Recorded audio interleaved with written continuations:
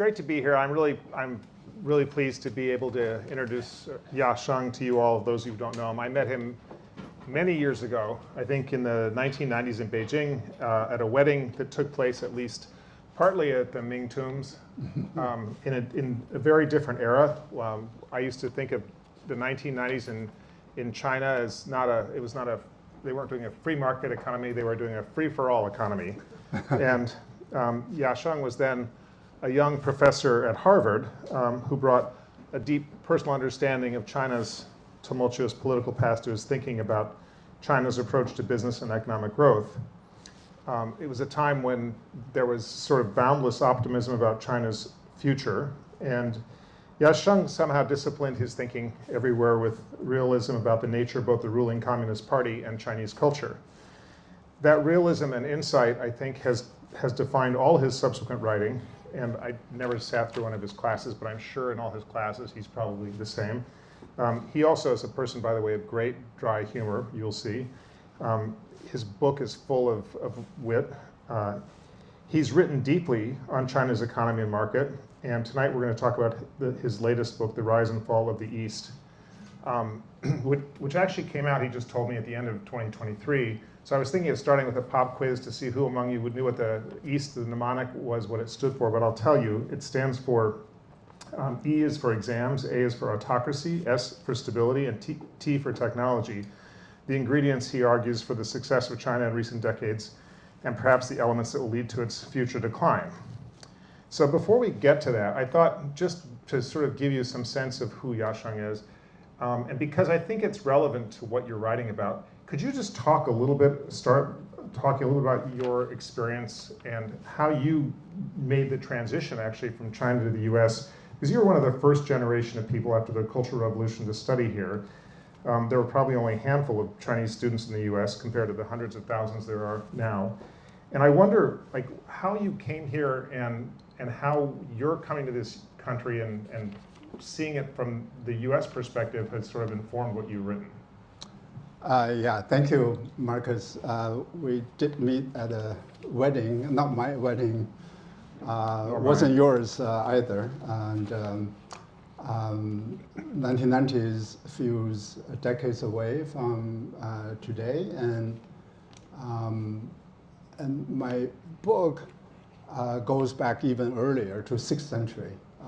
We can, but on the brighter side, 6th century CE rather than 6th century BCE. I'm actually working on a book on history of Chinese technology that does go back to 6th century BCE. But in terms of your question of how I was or was not influenced by my education and by my upbringing in China, I grew up in the 1970s when China was sort of toward the tail end of the Cultural Revolution. And the formal education was a mess.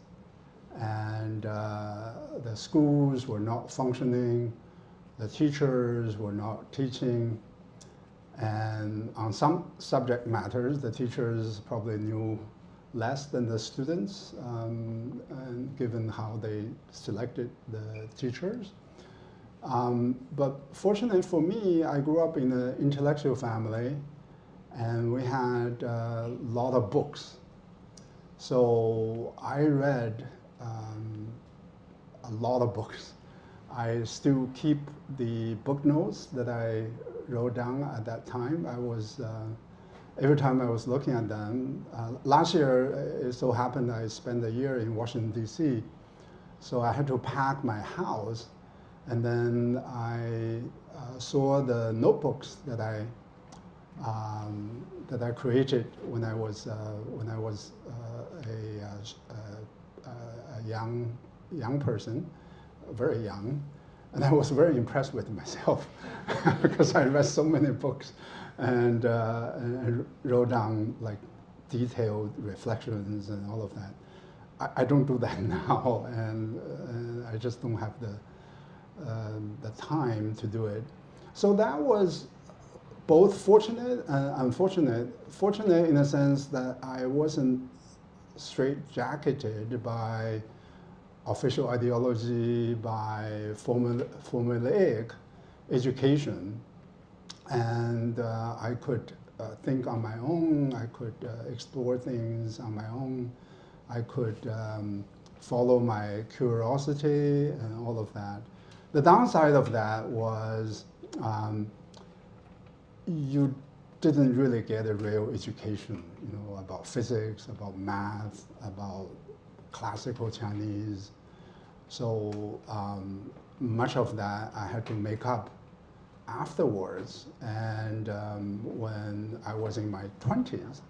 So when I first came to the United States, it was really a struggle because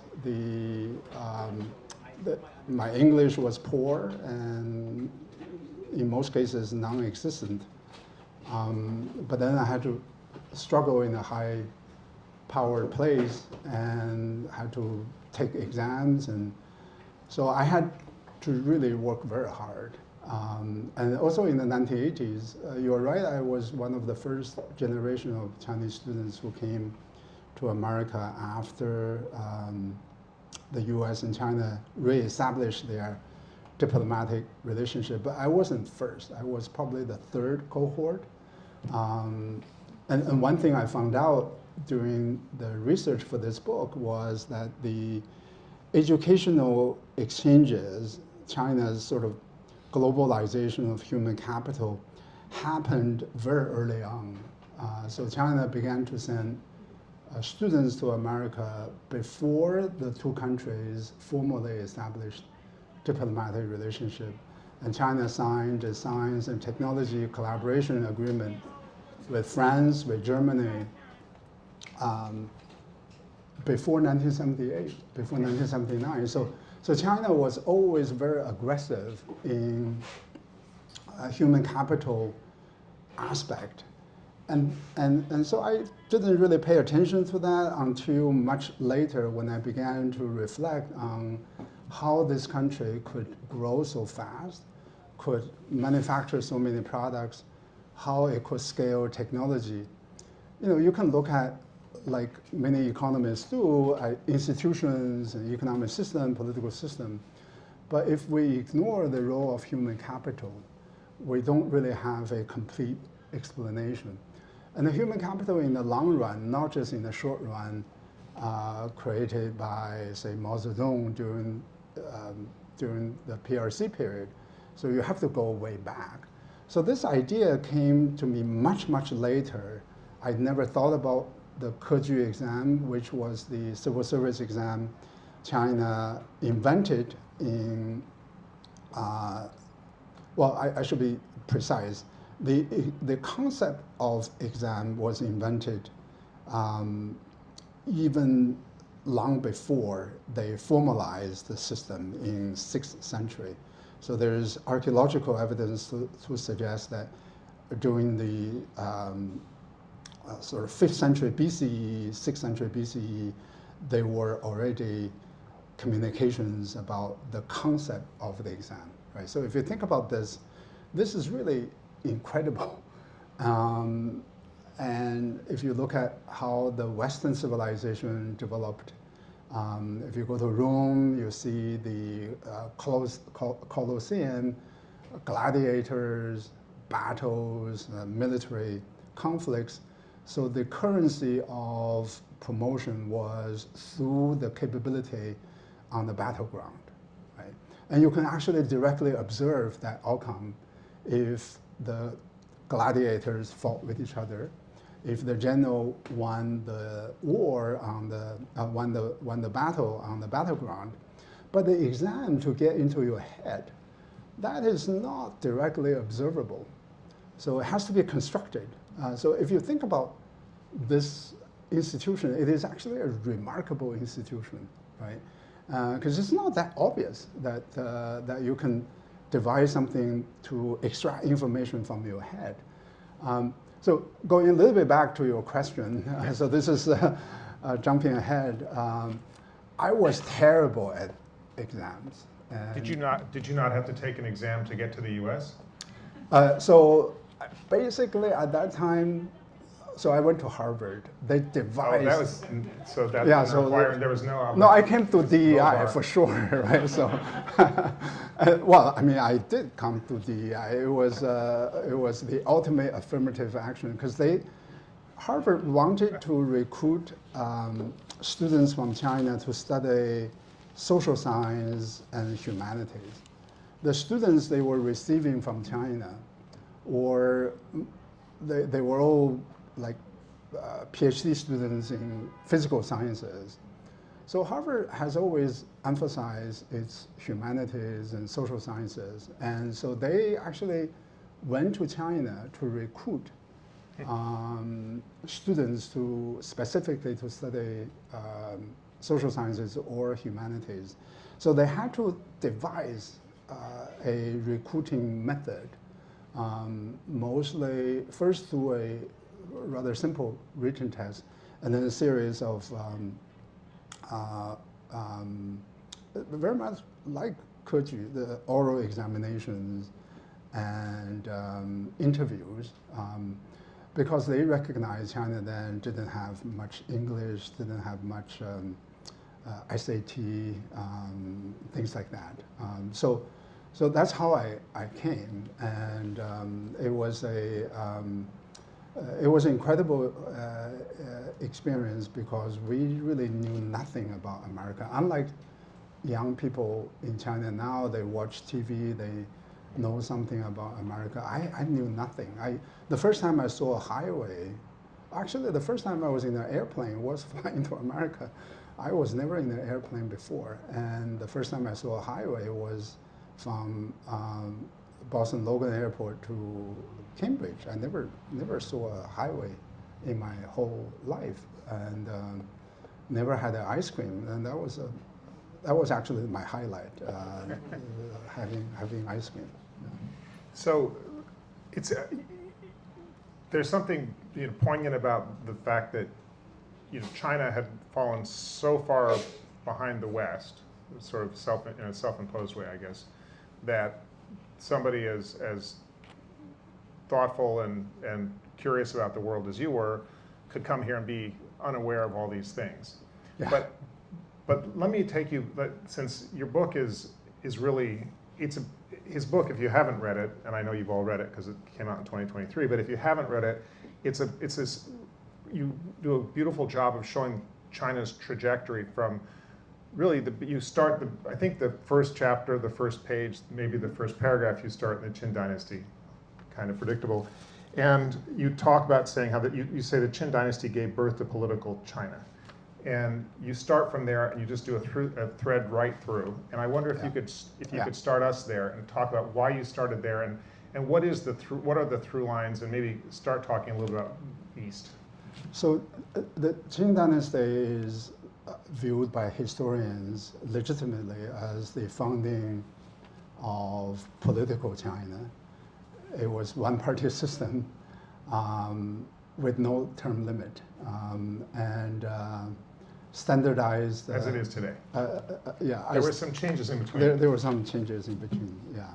And standardized measurements, meritocracy, so my book began with not so much with that conception of the Chinese political system, but with why this dynasty fell apart so easily, right? So it was established in, I think, 221 BCE, and then it fell apart in 2009, 2008, somewhere in that neighborhood. And the way that I told the story is that, and this is a famous story. So the Qing emperor recruited soldiers, and by the conscripted soldiers, so they had to march from one place to another within like certain deadline, right? If they fail to meet that deadline, they will be executed. The problem is that the soldiers, the conscripted peasants, encountered a flood that stopped them from the march. So here they have a choice between marching on, but they will be late, they will be executed. Between that and the decision to rebel. So if you rebel, at least you won't be executed. In the end, you'll probably die, but at least the probability is not 100%. So the irrational person will choose to rebel. So I start with that story and then explain why the Qing dynasty, which I believe was the most rational of all the Chinese dynasties, because they believe in legalism, and legalism is all about rationality, incentive, and punishment and reward. So why such a rational system devised an irrational method? So I try to explain that.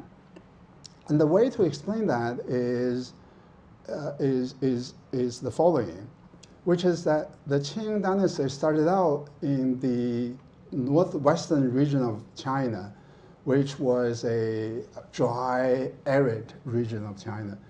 So the weather didn't really change, the terrain was flat. And then the empire extended to the southern part of the country. So when you expand, so you increase what I call scale, you increase scale, you also increase scope.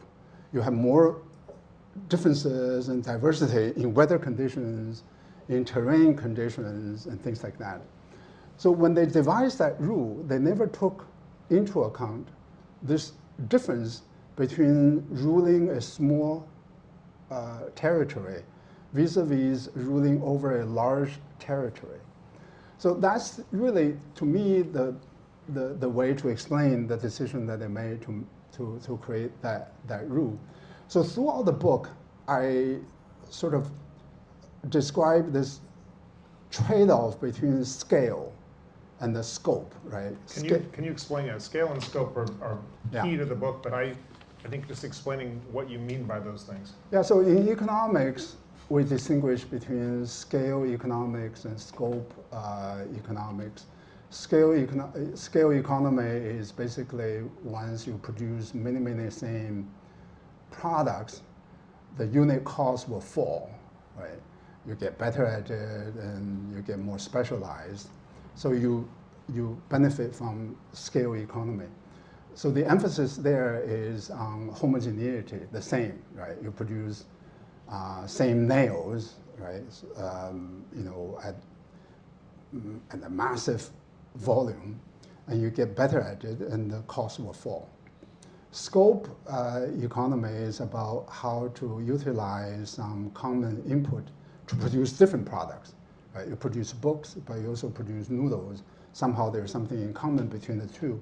You reap the economy from doing that. So that's called scope economy. So basically, scope means heterogeneity, differences.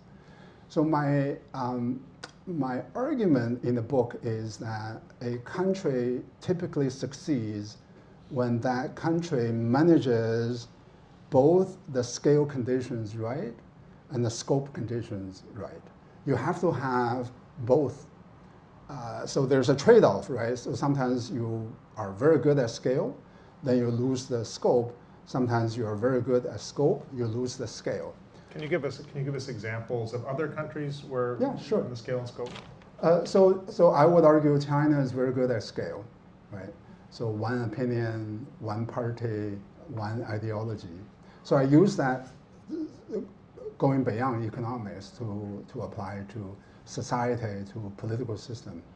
And I saw my co-worker from India when we work at the World Bank together. And so India, I would argue, is more like a country that is very good at scope, right? Different religions and different languages. Relative to China, it is better at scope, where China, relative to India, is better at scale. And both countries struggle because they are only good at one thing rather than at both. So if you look at the history of China, typically China, first of all, the Chinese history doesn't have a long episode of chaos and all of that. It has a very long history of being uniform, right? Ideologically, politically, and territorially. And so when it is so good at scale, it stifles creativity and innovations, and the economy tends to stagnate. But China also periodically struggles with too much scope, then the whole country collapses into different territories and independent kingdoms, as it happened during between the 3rd century and the 6th century, and then briefly in 20th century. But remarkably, economically speaking, during the time when China was divided, it achieved remarkable technological and economic successes, right? So we now have a database on Chinese historical technologies going back to 6th century BCE, 5th century BCE, all the way to 19th century. And we can clearly show, as one of my chapters did, when China was actually divided, it performed on technology.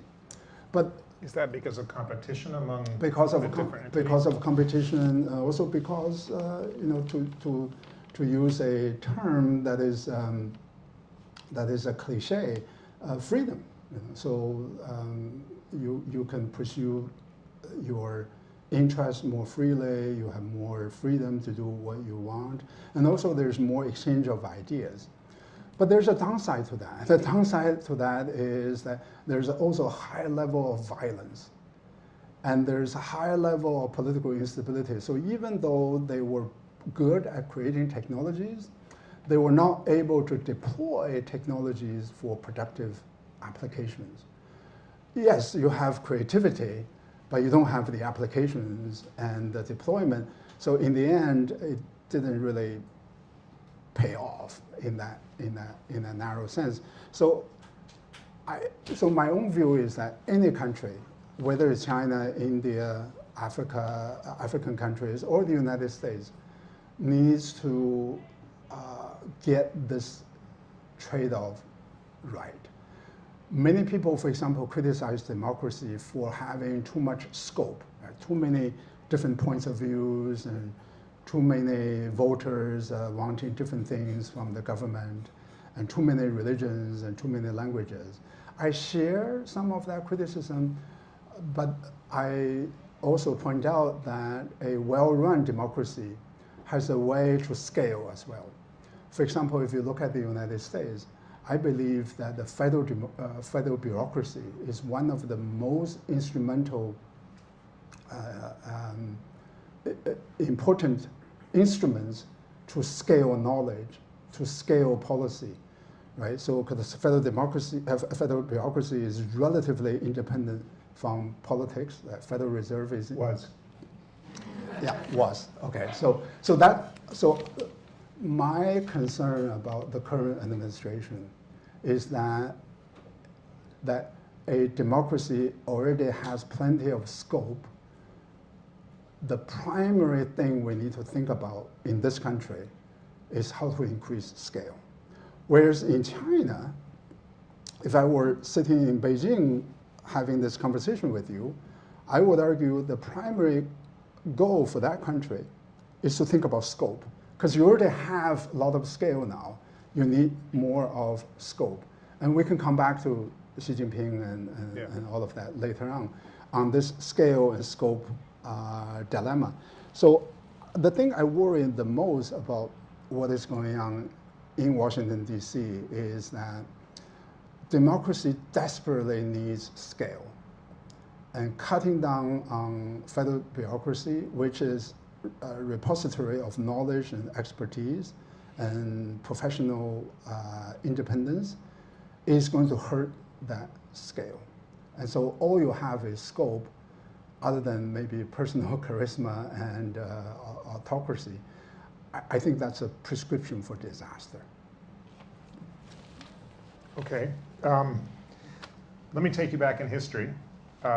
You were talking, you sort of alluded to the 6th century, and you talk about, you develop a measure of inventiveness. Yeah. Was it dynastic inventiveness? Yeah, yeah. He created an index for dynastic inventiveness.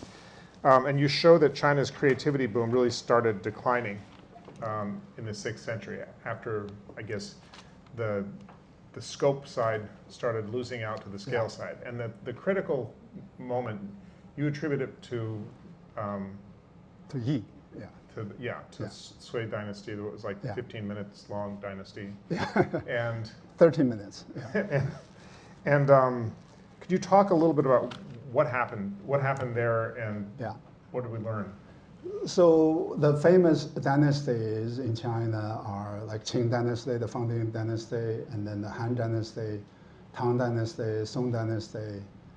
Yuan, sometimes people think it's consequential, others think it's foreign invasion, Genghis Khan. And then the Ming dynasty and the Qing dynasty. A lot of people don't talk about Sui dynasty, which was founded in 589, I think, 87, 89. And the period between Han dynasty, which collapsed in 220, and between that and the Sui dynasty. So that era, so the only thing that a lot of people know about that era is through a computer game, right? The Romance of the Three Kingdoms, 三国演义, right? So when I was not studying math or physics, I was reading that Romance of the Three Kingdoms, like back to back and sometimes backward. And so I loved that novel, and that was basically my knowledge of it. But that era is incredibly rich. So there were 3 kingdoms at the beginning, and then was briefly unified by a dynasty, a short-lived dynasty, about 60 years in duration. It's called the Western Jin dynasty. So that Western Jin dynasty unified the whole country. But then it collapsed within 60 years. And then the country basically dissolved into these separate kingdoms and rapid turnovers, assassinations, all the violence. We have a measure of how many senior officials were executed. That era had the highest execution rate compared with other dynasties. So, to put it mildly, it was very dynamic.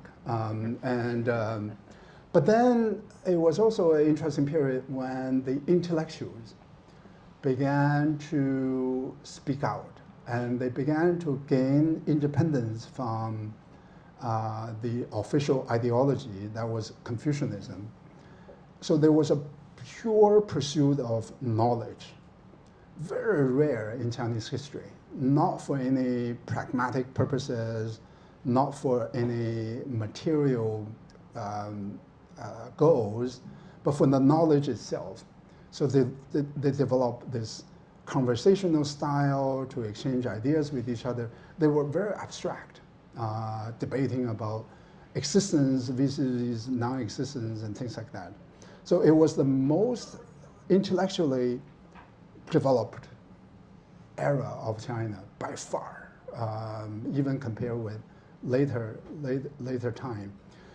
And so that era also coincided with incredible outbursts of creativity in arts, in sculpture, and in technologies.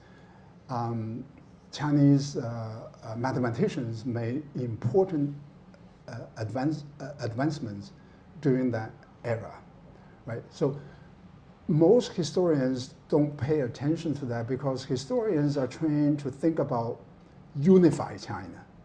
They like, not they like, but they they pay attention to Qing Dynasty because Qing Dynasty unified the warring states, right? Conquered the 6 other kingdoms. Han Dynasty unified.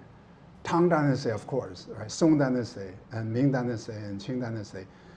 But they don't pay attention to these periods of incredible artistic and technological creativity. I was just in Milan before I came to Washington, D.C. I went to visit the Leonardo da Vinci museums, and there was some similarity between China then, at least certain areas of China then, mostly in the south in China, and Milan and Florence in the late 15th century when Leonardo da Vinci was alive. So that was actually an incredible period that I didn't quite find historians doing a lot of work on. So going back to now almost 8 years ago, I began this database construction project with Tsinghua University. So it took us 6 years, and we established a database on Chinese historical inventions. And when I was doing that database, I didn't really think about this period at all. I was thinking about using the data to prove Joseph Needham right. Joseph Needham was the famous British historian of science who single-handedly created the history of Chinese science and technology. And his view is that China began to decline, technologically speaking, around 16th century and 17th century. So I was very intrigued by that idea. But Needham, despite the fact that he was trained as a biochemist, he never really used data to confirm that timeline. He just sort of produced that date, as far as I can tell, without any real evidence. And then the data came out and said, no, actually the first decline was 6th century. That coincided precisely with the establishment of the Sui dynasty. And the Ming dynasty, 15th century, 16th century, that was another decline. So he wasn't right about the decline, but he was talking about the second decline, not the first decline. What happened in the Sui era was that they invented the Keju system. The exam. The exam, the imperial civil service exam. And that exam, it took a while. It didn't happen immediately, but it took a while for that exam to increase the scale conditions of China, mostly ideological scale, Confucianism. At the beginning, the exam tested, medicine, military skills, and classical texts. Then they got rid of all of that. So the only thing that was left was the Confucian classical text. You had to memorize all of that. And there's one estimate that to pass that exam, you need to memorize 350,000 characters. I would have failed miserably if I had lived under that system, because I have terrible memory. I don't remember anything. And so 350,000 characters you have to memorize. And it was only open to the male segment of the population. So the boys as young as 3 years old, 4 years old, began to study for that exam. So my argument is that, our human capacity, unless you're Einstein, our human capacity is limited. So if you cram 350,000 characters into your brain, you just don't have any mental capacity to do anything else. Also, the cleverness of that system is that you can do this repeatedly. So if you fail once, doesn't matter, you can try again. So my argument is that the imperial system not only crowded out all these other things, such as science and technology and mathematics, but also monopolize your time. because the exam was offered every 3 years. So once you fail, you prepare for the next one.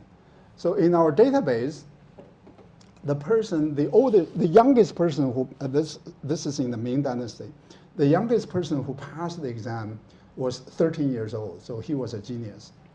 The oldest person was 59.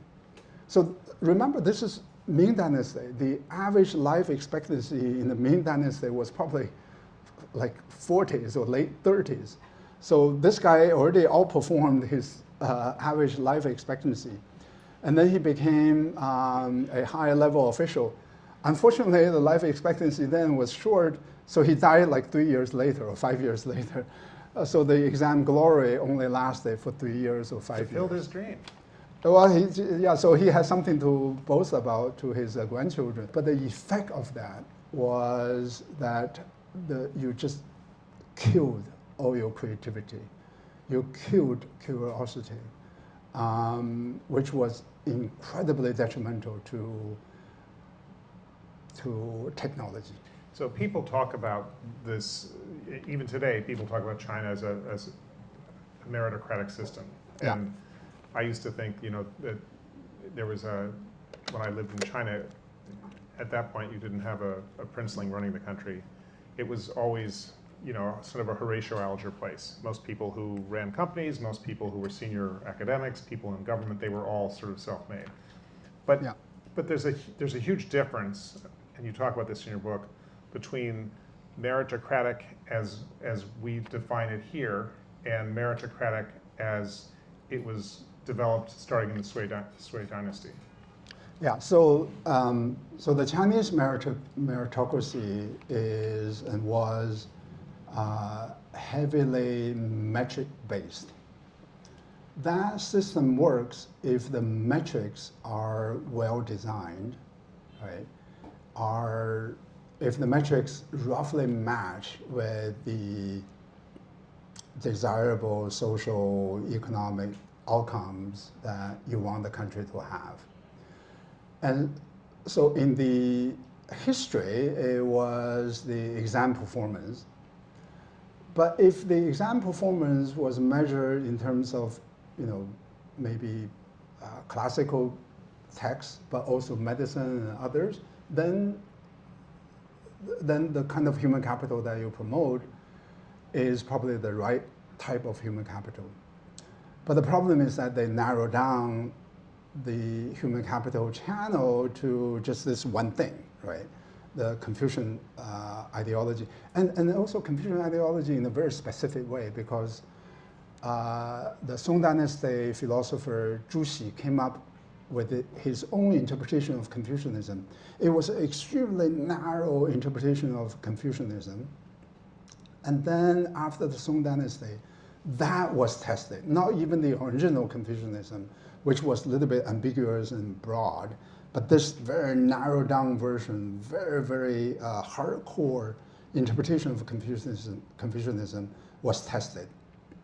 During the Reform era, when you were in China reporting on the economy and the politics, at that time, the metric is defined by economic growth, by GDP.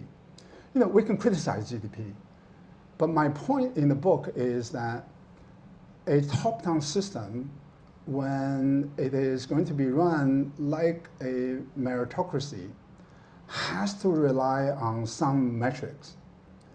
When people criticize GDP as a performance metric, my counter question is always, well, in that type of system, what else do you propose to be the performance metric? Is class struggle better? Is loyalty to the leader better? Is memorization of Chairman Mao better than GDP? So all things considered, I used to criticize GDP as well. But the real question is, we can't really abstract from the Chinese reality. The Chinese system always has to rely on some sort of metrics. Then the question is the relative merits of one set of metrics vis-a-vis the relative merits of the other set of metrics. And I think by far GDP is better than class struggles and memorization of the Little Red Book, which I was going through. Maybe that's where I got the idea. So the worry that I have about what has happened in the last 13 years is that not only it is not moving toward a more open system, it is actually revising this system of metrics to include personal loyalty to the leader, right? And in a way that was not there before Xi Jinping. So let's talk a little bit about if we can, about the last 50 years. Yeah. Because you have an interesting take on when China's economy was doing best and when China was performing and being competitive. Yeah. And I think it's sort of counterintuitive, but not what most of us hear all the time. So going back to the point I made earlier, my view of a country is situationally dependent. My view of any organization, of a university, of a company, is always situationally dependent. I don't have a universal theory of what a good system is. I have a theory of a particular country given what I know about that country. So going back to the earlier point, which is that China has plenty of scale.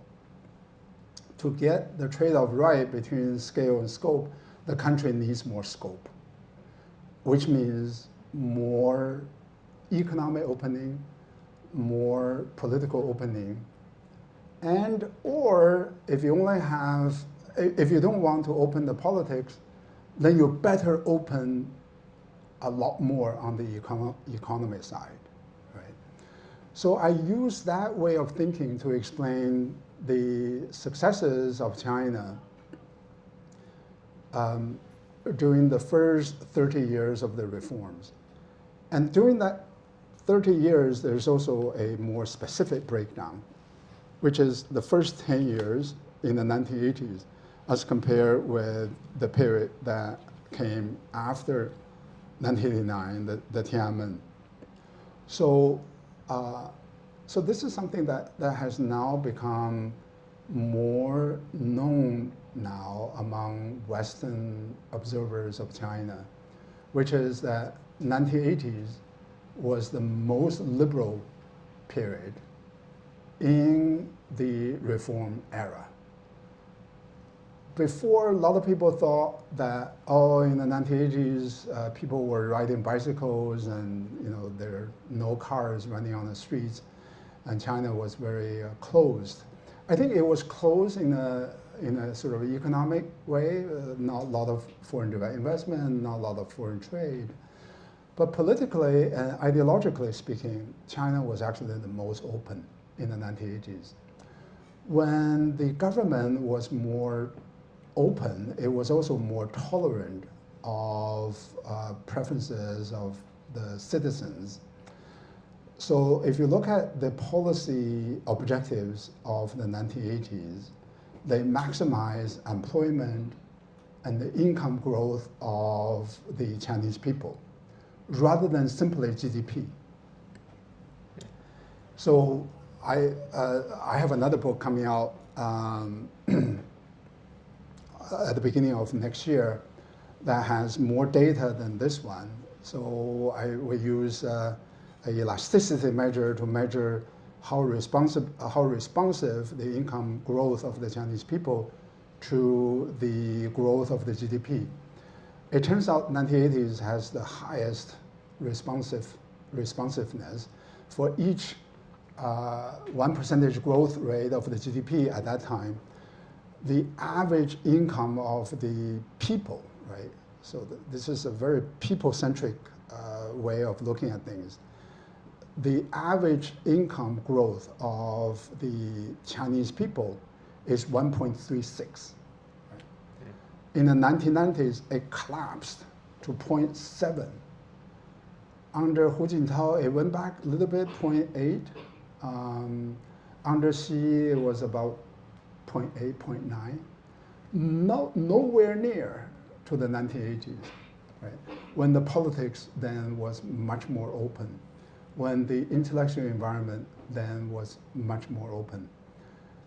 And so I'm not establishing a direct causal link between intellectual openness to the income growth. The link is not about that. The link is that the political leaders were paying attention to what the people wanted through that openness. So they kind of listened to the people, basically, if we can use a more simple way of describing it.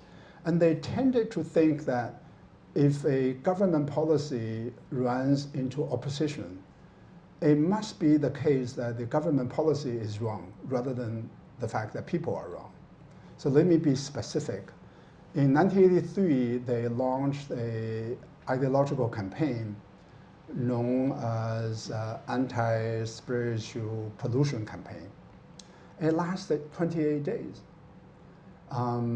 because they couldn't sort of impose it. I guess one way to put it is that they were not willing to use force to impose that campaign. Look at what happened in 2022, right? The government imposed the COVID lockdown for almost a whole year. And the economic costs were astronomical. But the political leadership was determined to do this. That would never have happened in the 1980s when the politics was more open, was more fragmented, right?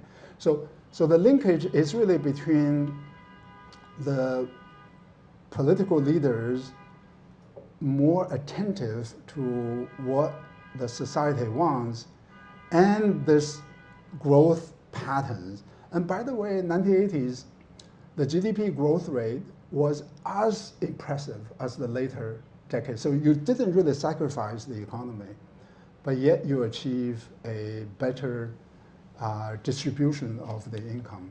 But let me offer So I favor that system, yeah. Sure, so on the numbers, I see why you would. But isn't there a potential corollary, a counter argument to that, which is, in the 1980s, I started covering China in 1984. In the 1980s, there was just immense pent-up demand. You're starting from zero. I mean, medieval level economy for many places in the country. And virtually anything you do creates, enormous, if you open the door even a little bit, you create growth. Yeah. From a political, responding to the people's point of view, you had just gone through this incredibly tumultuous, painful period that, kind of wound down in the late 1970s, Yeah. and people were exhausted. And the government was probably aware that people were exhausted, and if you challenge the people again with more, center-driven political discipline, that you could perhaps instigate a revolution. Whereas, by the time COVID happened, you've been delivering economic growth for people for a couple of decades. Many people, particularly in the cities, had moved into sort of middle class surroundings, and they had a lot more to lose, and therefore maybe less likely to rebel against government strictures. Well, so usually the theory goes in the other direction, which is that when you have middle class, you got to respect the middle class, right? Because they have more power, because they have more sophisticated demand structure, because they have very strong preferences, they have values and things like that. Usually it goes in the other directions, because the idea of middle class is that the middle class moderates the politics, right? And you couldn't really do the outrageous things that you could with only farmers, something like uneducated farmers, right? So from a theoretical point of view, it's actually, this is why people advocated engagement theory, right? So the engagement theory was that as economy grew, as middle class grew, you have more responsible government because they have to pay attention to these things. Whereas in the 1980s, they had no middle class to speak of. You had, these farmers and all of that. So that's one. And the other is that it's true there's a pent-up demand and all of that, but this supply response, and more precisely, the way that the supply response happened, which was through rural entrepreneurship, didn't happen by itself. So both in this book and as well as in my forthcoming book, I documented in excruciating details the financial reforms they undertook, right, in rural areas, and the proliferation of private financial institutions to satisfy the capital demand on the part of the rural entrepreneurs. So under Mao, there was even more pent-up demand, but no supply happened, right? So just the fact that you have pent-up demand is not a guarantee that the supply is going to happen. The supply is going to happen under certain conditions, and the 1980s met those conditions. And the third observation I want to make is that this is not about the stage of development.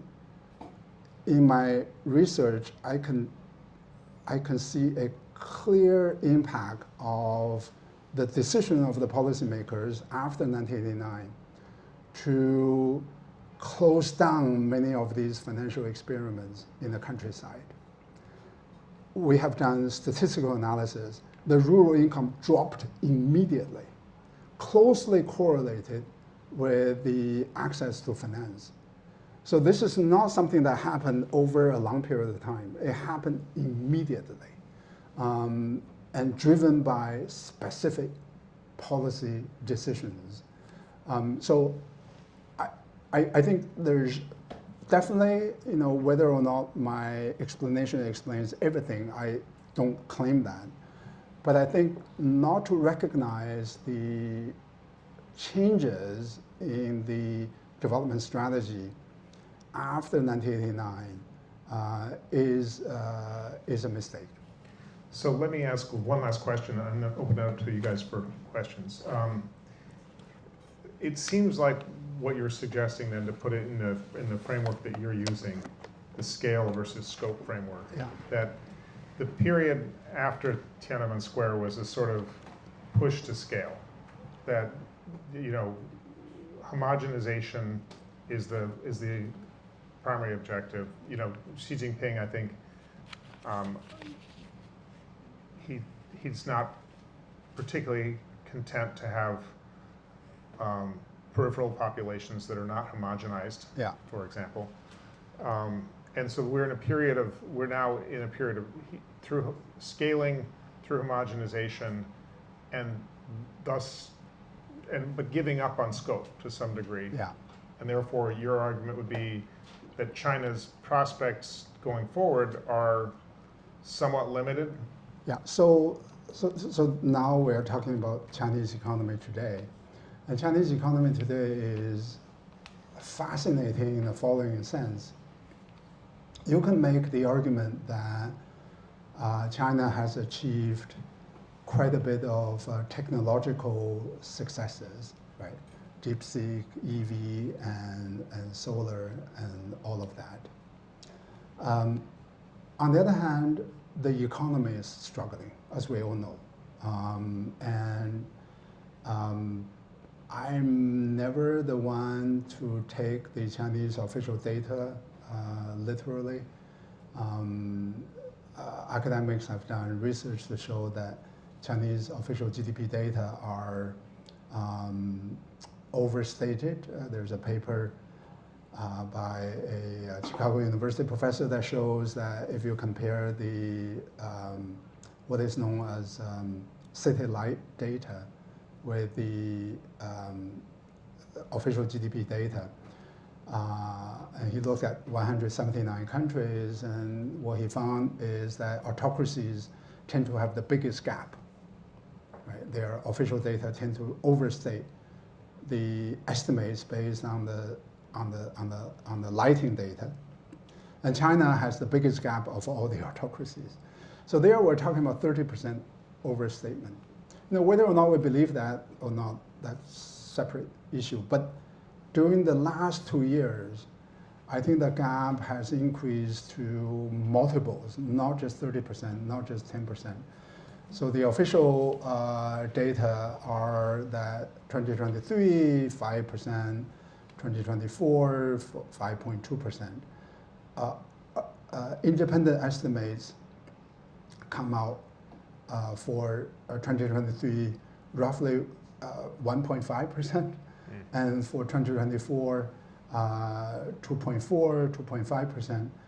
One Chinese economist believes that the real GDP growth is about 50% of what the official number is. So 5% divided by 2, you get 2.5. And youth unemployment is at an extraordinarily high level. Business closing are also happening at a very high level. FDI has collapsed, basically, right? Going from something like $100 billion to last year, at least one measure, to something like $4.5 billion, right? And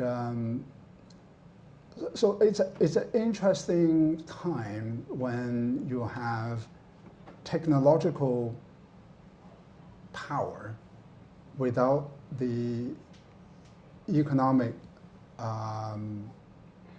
growth the way that Chinese economy was able to generate. And another measure is really, really deeply concerning, which is productivity, right? What is known as total factor productivity. Total factor productivity now roughly in the order of 0.7 as compared with 2.4, 2.5 in the 1980s and 1990s when China didn't have any technology. So we're talking about the growth rate then roughly 4 times as the productivity as China today, right? So this is, I can say this is not a healthy economy. And I believe that this single-minded drive toward technology is one of the reasons for that. Because technology, I'm not against technology. I'm a professor at MIT, and I'm not against technology, but technology, first of all, requires a lot of upfront investments. Very costly, as you know, you're an investor. Technology burns a lot of money, right? And the prospects of success, economic success, are not guaranteed. That's one. And the other is that if they happen at all, they happen in the future. So maybe China is going through this period when you are making this massive investments, but they don't actually deliver the economic benefits, and you have to wait for many, many years to get those economic benefits. But in the meantime, people need to, earn money, they need to find jobs, and what do you do with them, right? So I think, going back to the scale and scope discussion, I think Chinese economy today is much more scaled than before toward technology than necessary and healthy, right? So I have nothing against technology, but I think a healthy economy should have technology, should also have low-tech sector, should have a diversified economic structure rather than manufacturing, everything, right? Service sector, rather than just 1 or 2 things. Well, thank you. Thank you.